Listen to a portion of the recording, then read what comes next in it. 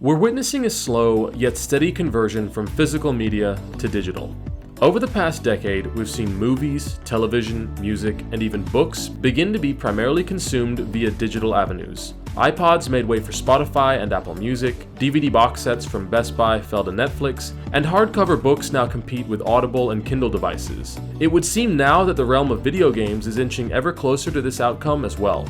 Digital distribution is a heavily contentious topic in the gaming sphere. For those who oppose digital gaming, it's seen as a loss of customer ownership and rights, and an ineffective way at video game archival. Those who support digital games see it as a means of convenience and an eventual, inevitable outcome. So, why am I talking about this? I've been the extreme on both ends of the spectrum. It's a journey that I've personally gone through, and I want to share my story and observations. This is not meant to be a hit piece on the topic. There is no right or wrong way to play. How you choose to engage in this hobby is entirely up to you, and I certainly do not want nor intend to criticize or demean your preferred method of gaming. This is simply my take. So, to those of you who are on the fence about moving to digital video games, I want to explain why I embraced a digital future. Let's go!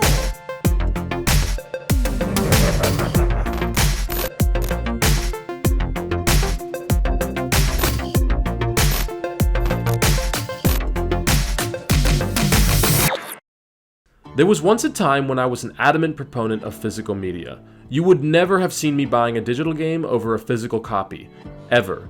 Even the thought of having a digital library made me shudder. Physical media had been the industry standard since, well, the industry started, so why bother shifting away from a system that wasn't broken? Since antiquity, people of all sorts have enjoyed the hobby of collecting. Like so many others, I consciously enjoyed the collecting and display aspect of building up an impressive library of games. I definitely wasn't alone in this regard. Go onto any mainstream video gamer YouTube channel and see for yourself. It's almost a rite of passage. With a physical copy of a game in hand, games could be played instantly straight off the disc. There was no need to worry about tedious data installs and storage capacity limits. A stock 100GB hard drive during the PlayStation 3 and Xbox 360 era was more than enough for save files and DLC and could easily last you the entirety of the generation. Having a physical copy meant you could still play the game, even if the servers were down or the game was delisted. Physical copies also meant I could keep playing new games. As a little kid with a small allowance, trading in games was a necessity. Like many others, I would be constantly recycling games so that I could buy whatever the latest big release was. With digital, that simply wouldn't have been an option. I could also loan out a copy to a friend or borrow theirs if I needed. There were very few moments more exciting for me than when a good old midnight release would roll around. 12 a.m., your local game store, tons of fans, and passionate enthusiasm. Midnight releases were bliss. I've been to so many I can't even recount them all. Speaking of the local game store, I would spend hours perusing the walls and gazing at the box art, slowly searching for that new title to sink countless hours into. Having a physical spot where I could immerse myself into the hobby, chat with fellow fans, learn and discover more was always a treat. I can't tell you how many times my local GameStop saved me while my mom would spend hours getting her errands done. Things would eventually change for me. As I grew older, my opinion on the matter slowly started to invert. Gen 8 brought many changes. One such change was the now mandatory requirement for all game data to be ripped and downloaded straight to the hard drive, regardless of whether you had the disk or not. This was in part to reduce load times and decrease wear on the disk and drive. All of a sudden, two of the major benefits of owning a physical disk, no wait times and less hard drive space taken, evaporated. As an adult with a disposable income, I slowly stopped buying used games. 8 out of 10 times, the second-hand copy of a game I wanted was either missing the manual, had a damaged case, scratched disc, or the artwork was torn to shreds. The older I got, the more I started to value new games for my collection. Speaking as a collector, consistency was always very important to me.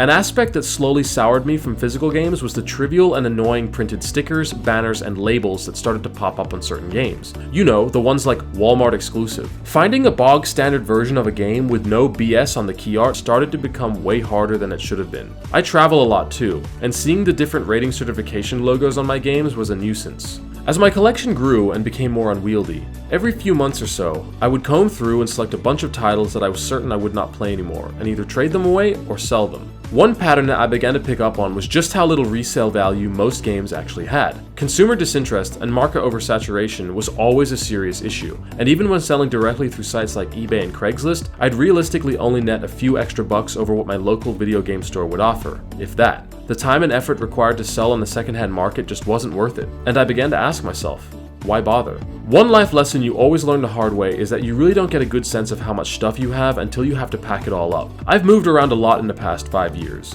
4 times specifically. I had boxes and boxes of just video games.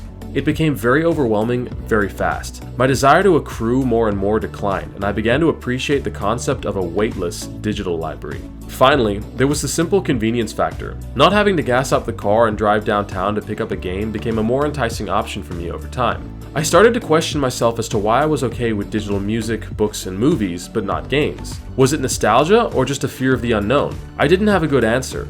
One day, I found myself consciously making the decision to buy a game digitally over its physical counterpart, and since then, I've never gone back.